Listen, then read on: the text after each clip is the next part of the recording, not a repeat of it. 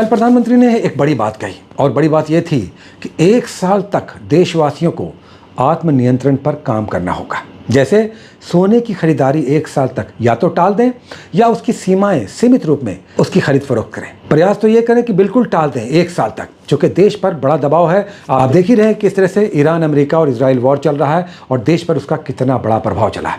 साथ ही प्रधानमंत्री ने यह भी कहा कि पेट्रोल और डीजल का जितना संभव हो कम प्रयोग करें, यानी पब्लिक ट्रांसपोर्ट का प्रयोग बढ़ा दें। जैसे मेट्रो हो गया या बसेज हैं या एक ही रास्ते पे जा रहे हैं, 2 लोग साथी हैं, दोस्त हैं, मोहल्ले के हैं, तो शेयर कर लें। इस तरह से भारत के प्रधानमंत्री ने अमेरिका ईरान युद्ध के कारण जो भारत पर दबाव पड़ा है उससे बचने का देशवासियों को आह्वान किया है। आपको पता है कि देश का जो विदेशी मुद्रा भंडार है, विदेशी मुद्रा भंडार समझते हैं, इसे फॉरेन एक्सचेंज कहते हैं, जिसमें सोना होता है, विदेशी मुद्रा होता है यानी डॉलर और दूसरी विदेशी मुद्राएं और एसडीआर, इन तीनों को मिलाकर फॉरेन एक्सचेंज बनता है। यानी हमारी अर्थव्यवस्था किस हद तक मजबूत है, यानी हमारे पास जो सोना है वो हमारे रुपये को मजबूती देता है, हमारे पास डॉलर की अधिकता हमारे आयात निर्यात पर हमें इंडिपेंडेंट बनाता है। आपको जानकर ताज्जुब होगा कि मार्च महीने में भारत का विदेशी मुद्रा भंडार 725 बिलियन डॉलर था और ये मई महीने में घटकर हो गया 690 बिलियन डॉलर।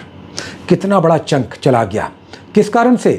जो रुपये पे दबाव बना, जो तेल की कीमतें बढ़ी या इस वॉर के कारण जो भारतीय अर्थव्यवस्था पर दबाव बना। पिछले 1 सप्ताह में ही 7 बिलियन डॉलर हमारा फॉरेक्स घट गया है। तो प्रधानमंत्री का ये आह्वान देशवासियों के हित में है और हमें भी ये सोचना होगा कि हम किस तरह से देश हित में अपनी रोजाना की दिनचर्या को कर्टेल कर सकते हैं या सीमाओं में बांध सकते हैं या फिर जहां तक संभव हो उसका मिनिमम उपयोग कर सकते हैं। बहुत सारी शुभकामनाएं। All the best.